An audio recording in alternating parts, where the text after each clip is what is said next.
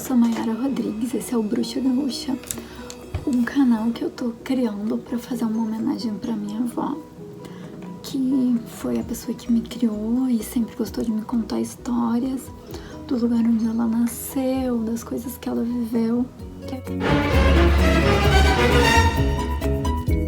Esse canal vai ter também algumas histórias contadas pelas minhas tias. Eu sempre morei com elas, a minha mãe, as minhas tias e a minha avó, e todas gostavam de me contar histórias, então eu cresci em meio a isso, a livros e contos, e não foi à toa que eu me formei em letras, e hoje estudo jornalismo. Boa parte do meu período acadêmico eu me dediquei a pesquisar a origem dessas histórias, os impactos delas em diferentes sociedades, como pode histórias que a minha avó me contava quando eu era criança ainda serem contados, como pode histórias que a minha avó me contava, como histórias que aconteceram onde ela nasceu, serem contadas como histórias reais em lugares completamente diferentes, em outras cidades, em outros estados, em outros países. Tudo começou quando eu tava lendo um livro de contos de fada. Esse aqui é o livro. A autora é a Karin Hoek. Eu não sei se pronuncia assim, eu sou péssima com pronúncia o nome. E nesse livro eu li uma história que foi um conto que a minha avó me contou como se fosse verídico, como se tivesse acontecido na presença dela. E naquela hora eu peguei o livro, tirei uma foto e mandei pra ela. Ela ficou apavorada, assim, de achar na inocência dela que registraram a história que ocorreu onde ela nasceu. Claro que essa história foi acontecida em outro lugar, supostamente acontecida. Ela foi registrada num estudo da Karen sobre os contos de fadas mais antigos, menos conhecidos, mais macabros. Enfim, o livro é o lado sombrio dos contos de fadas, né? Então, fala de contos de fadas assustadoras, das suas versões mais assustadoras. Ao ler esse conto, eu amadureci essa ideia de criar um canal que fale dessas histórias e traga essas versões da minha avó, das minhas tias, minhas, de outras pessoas ao meu redor e compare com as versões literárias que estejam em livros, que estejam no cinema, diversas adaptações. A história que eu escolhi para começar não é a história desse livro, porque a história desse livro é muito curtinha. Embora eu planeje ler ela um dia e contar um pouquinho sobre isso. E começar com Uma Mulher de Branco, porque eu já tinha um trabalho anterior feito mais ou menos encaminhado sobre ela, que é uma história super popular, que tem versão para novela, que tem versão para série, que tem versão para filme. Então eu já tinha bastante material sobre A Mulher de Branco. E o meu primeiro contato com essa história, eu tinha uns 6, 7 anos, e a minha tia tinha se mudado para outra cidade. Eu moro em Gravataí, Rio Grande do Sul, e a minha tia tinha se mudado para Cachoeirinha, também aqui no Rio Grande do Sul, uma cidade vizinha, né?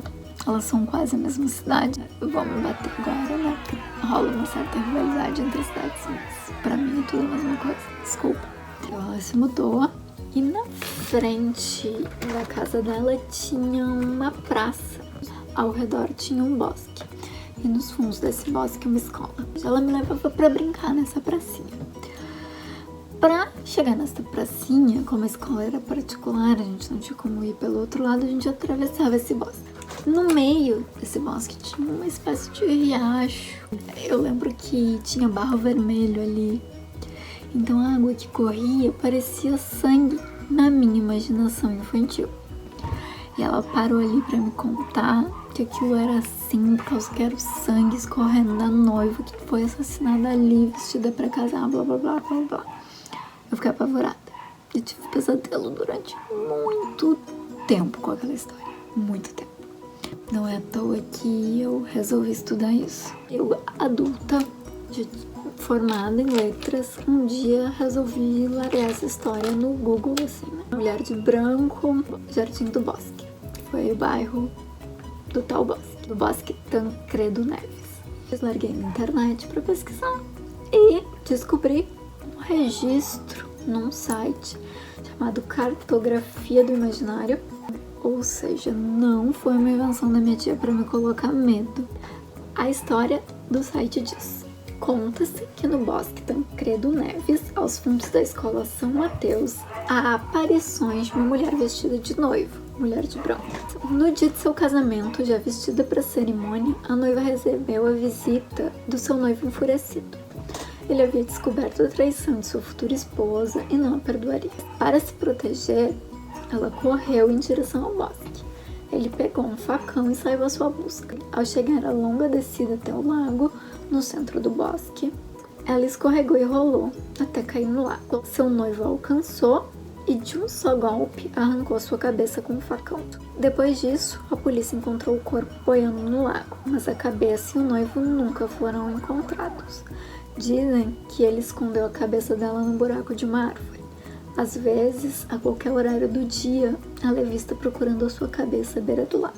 Eu não sei se essa história realmente aconteceu. Um dos meus maiores desejos é um dia chegar na polícia de Cachoeirinha e perguntar se tem registro realmente desse crime, se é um crime não solucionado, para saber de onde surgiu essa lenda, que é muito popular naquela região. Estamos em meio à pandemia, não fiz isso. Mas uma coisa que eu ainda quero fazer também, bem como verificar, né, a veracidade ou não dessa história, é voltar lá no bosque, tirar foto do lugar, porque, enfim, é uma coisa que marcou a minha vida. Sem essa experiência marcante e traumatizante, eu não teria escolhido os caminhos que eu segui de estudar contos sombrios.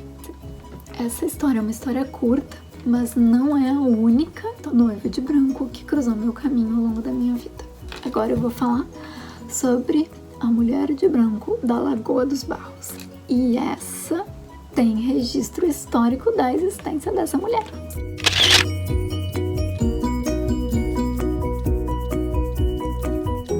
Dizem que ela aparece numa beira de estradas em Osório, se eu não estou enganada, onde fica a Lagoa dos Barros, onde o corpo da Maria Luísa Hausler foi desovado após ser assassinado pelo seu namorado.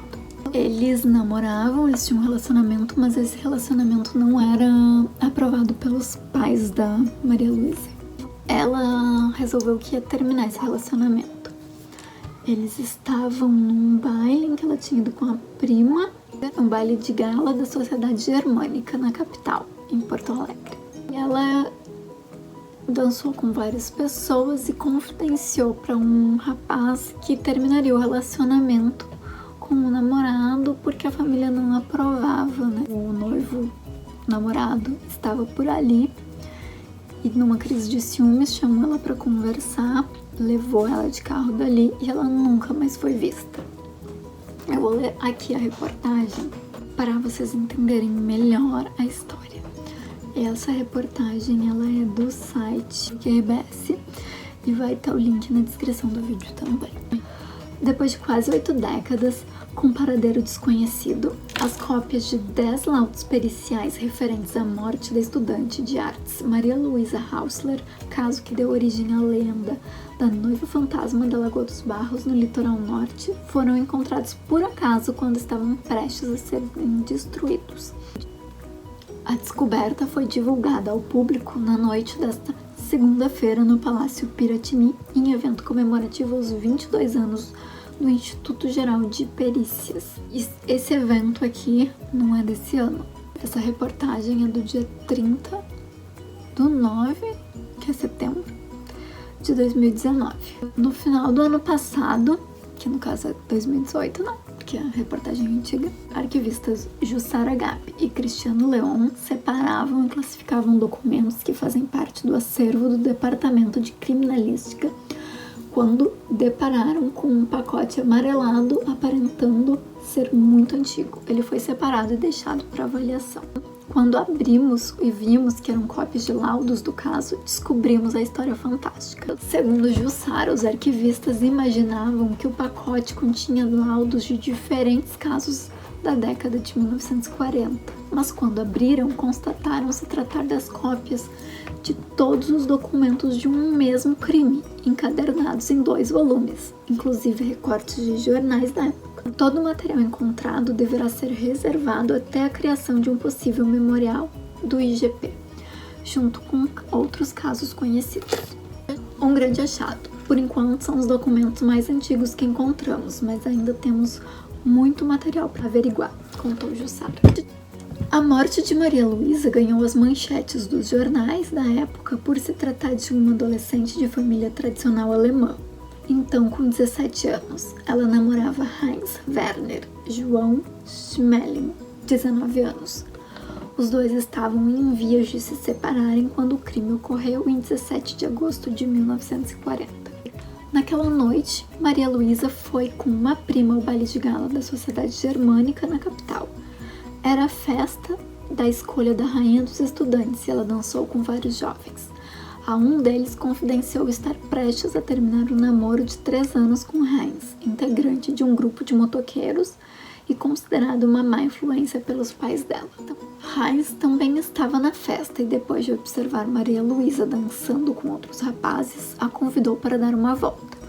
Os dois saíram no carro do padrasto do jovem e foram até o então morro de Montserrat, na rua Casimiro de Abreu. No dia seguinte, Heinz foi encontrado ferido com um tiro de raspão próximo ao coração, no bairro Belém Velho, e encaminhado à cirurgia. Ela jamais voltou a ser vista. Pressionado pela polícia, o rapaz confessou ter ocultado o cadáver da namorada na Lagoa dos Barros, na estrada Porto Alegre-Tramandaí, hoje BR-290.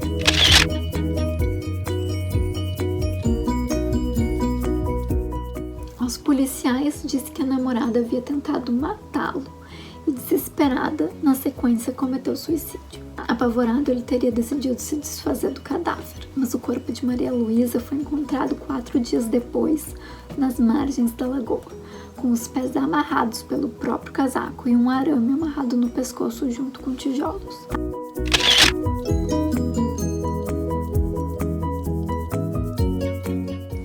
Os documentos encontrados pelos arquivistas está a necropsia da adolescente, que aponta um tiro no lado esquerdo do peito como a causa da morte. Outros laudos comprovam que no carro usado por Heinz havia vestígios de sangue e ele entrou na lagoa para deixar o corpo da namorada.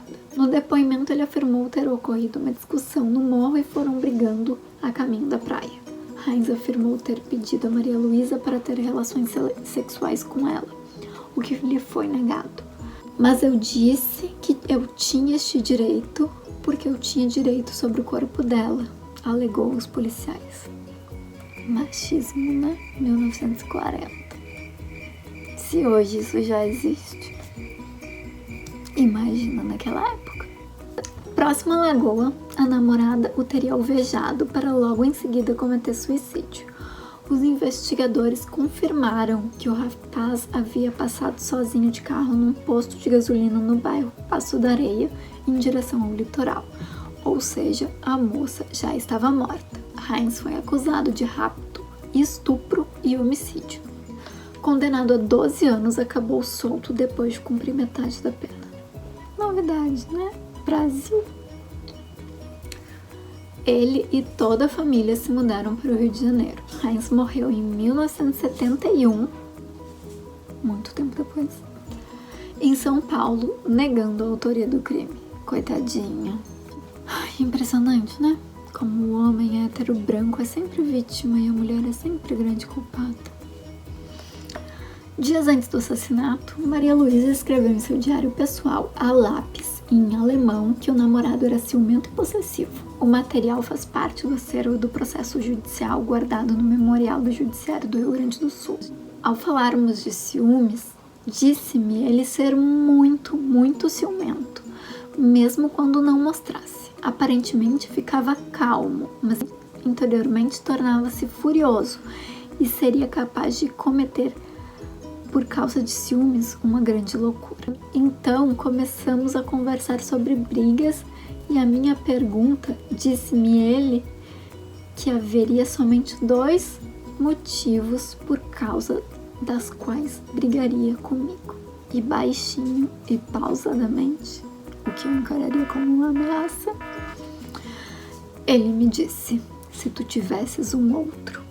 E ainda mais baixinho: se tu não aceitasse o meu amor. Agora o estupro virou amor. A história da morte de Maria Luísa se tornou lenda no Rio Grande do Sul. Muitos caminhoneiros garantem avistar uma jovem vestida de branco às margens da BR-290, na região entre Santo Antônio da Patrulha e Osório. Pois é, eu estive lá. No dia que eu fui com meu amigo Gilmar, que dirigiu até lá. Sim, ele não teria conseguido fazer isso. Tinha um boneco branco na beira desse lago que era uma coisa assustadora. Parecia que ele tinha sido colocado lá pra esperar a gente.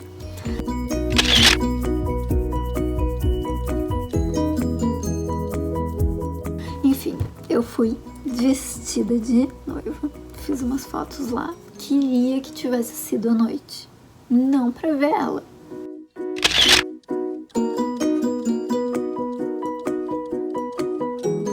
Na verdade, eu preferia não ver ela, né? Mas, caso ela aparecesse, pelo menos eu não tava sozinha.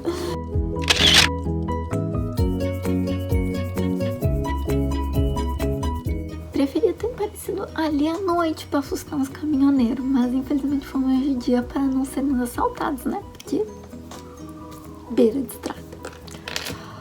Não vimos nada além do boneco, assim, muito assustador. Só fizemos umas fotos bem legais.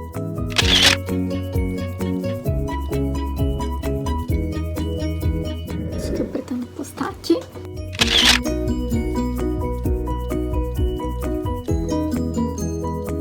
Eu gostaria só de comentar que aquele pôster ali de decoração eu botei pra não ficar em branco, porque eu não tenho como pôr decorações aqui, porque eu tenho gatos. E gatos derrubam tudo. Mas foi o melhor cenário que eu pude providenciar pra começar as gravações, já que a proposta é fazer uma homenagem à minha avó, que faleceu há um mês.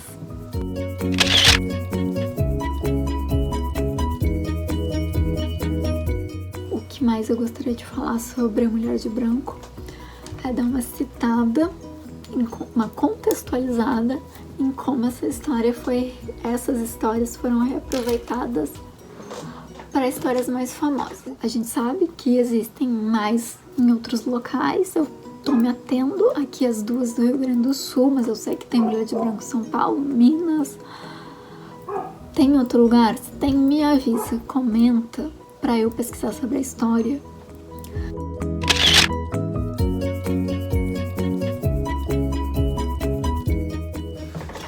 Eu sei que teve uma história de uma mulher de branco na novela Tieta, que, pra ser sincera, eu não conheço bem a história, até pretendo assistir a novela, que do início, assim, acompanhar pra entender toda a estrutura da história, porque eu fiquei sabendo dessa há pouco tempo, bem recentemente, ainda não consegui acompanhar. Mas quero ver o quanto de parecido e diferente tem das outras releituras que ela teve. Fora isso, tem um filme. O filme se chama Dama de Branco, um filme bem antigo. Dizem que passou nas tardes do SBT, eu não lembro, não foi na minha infância, senão eu lembraria. Canceriana lembra de tudo, né? Assisti ele no YouTube, vou deixar o link também na descrição, pra quem quiser ver. Que ele é bem nesse contexto de um crime não solucionado, a mulher ficar assombrando o local. E eu vou fazer um comparativo com uma animação, né, que é a Noiva Cadáver. A Noiva Cadáver eu acho que é uma noiva de branco, das mais famosas. Que se trata de uma noiva que foi assassinada pelo noivo, bem como a noiva do bosque, né? Após o seu assassinato ser desvendado e e com a morte, né, do vilão, ela se liberta. Então, esse A Dama de Branco, mais antigo, de 1988, eu nem era nascida. E tem mais ou menos essa vibe, assim, de ela ficar assombrando lá, porque o crime não foi solucionado. Daí, quando o mistério é desvendado, ela se liberta. É um bom filme. É meio tosco, né? Porque a gente sabe que nessa época não tinha grandes efeitos especiais, mas é uma história interessante porque ela não foi necessariamente assassinada e ela não é uma noiva que foi assassinada. A filha dela morreu e ela cometeu suicídio depois. E os dois fantasmas ficam assombrando lugares diferentes, mas tentando se encontrar. E eles só conseguem se encontrar quando o crime da filha é desvendado. Então é uma história assim, bem diferente do estereótipo de filmes e releituras da mulher de branco, que geralmente é uma noiva prestes a casar e que morre, né? Ou uma mulher, né, que sofre feminicídio. E outra versão de Mulher de Branco que eu gosto de citar é a da série Sobrenatural, né? Supernatural, como vocês preferirem. Primeiro episódio da primeira temporada tem lá uma mulher de branco que foi traída e fica lá na beira da estrada torturando os homens, né? E é o primeiro crime que eles enfrentam. Uma das minhas histórias de mulher de branco favorita. Uma grande fã de Sobrenatural aqui. Embora eu não goste tanto dessas temporadas mais recentes, assisto, né? Porque já comecei, vamos até o fim. Gosto das mais no início, assim. Queria saber se vocês têm mais dicas de livro, de filme sobre Mulher de Branco pra me indicar, pra eu ler. Eu sei que tem livros sobre essas mulheres de branco daqui que eu ainda não li, que eu ainda não consegui. Como estamos em pandemia há muito tempo, quando eu resolvi iniciar esse projeto, já estava em pandemia, não consegui os livros. E acesso ao livro não é tão fácil no país que a gente vive, né? É meio caro, embora o investimento valha a pena. Eu ainda quero comprar e quem sabe, quando eu tiver os livros em mãos, eu faço um novo vídeo atualizando sobre as versões literárias também. Eu gostaria que quem gostou do vídeo e queira mais ou tenha correções para fazer, comenta, curta, siga o canal. É um canal novo, eu sei que tem muita coisa legal sobre histórias sombrias na internet já.